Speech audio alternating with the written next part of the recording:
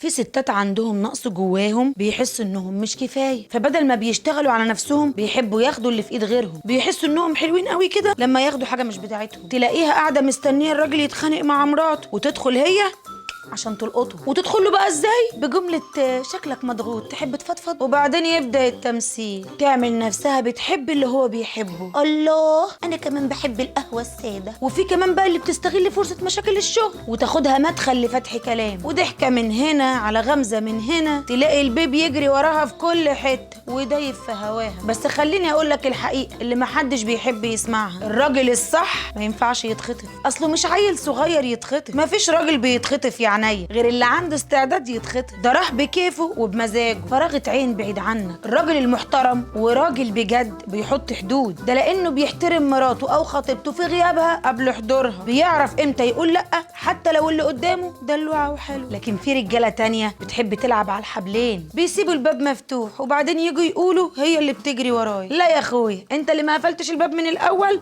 وقلت جاي. فبدل ما نقعد نلوم الست الخطافه، نلوم الراجل اللي معانا اللي سايب الباب مفتوح لكل من هب ودب، ونسأل نفسنا هو الراجل ده أصلا كان يستاهل؟ وما تعيشيش في دور الضحية أبدا، خدي الخطوة اللي تحافظي بيها على كرامتك قبل أي حاجة، واوعي ثقتك تتهز بنفسك، ولا تقارني نفسك بحد، ولا تقعدي تسألي نفسك أنا ناقصني إيه، لأن الخيانة مش نقص مني، دي فراغة عين وقلة أدب وسفالة من الرجال. وتحمدي ربنا لأن ربنا كشفه ليكي عشان تقفي مع نفسك، أهو حتى تلحقي تاخدي موقف، وبالذات بقى لو كنتي في أول الطريق وهيكون مفيش عيال عشان تقولي استحمل عشانهم، جايز دي تكون بداية جديدة ليكي محدش عارف الخير فيه. احكي لي بقى في الكومنتات، سيد الرجاله اللي معاكي عمل ايه مع خطافه الرجاله؟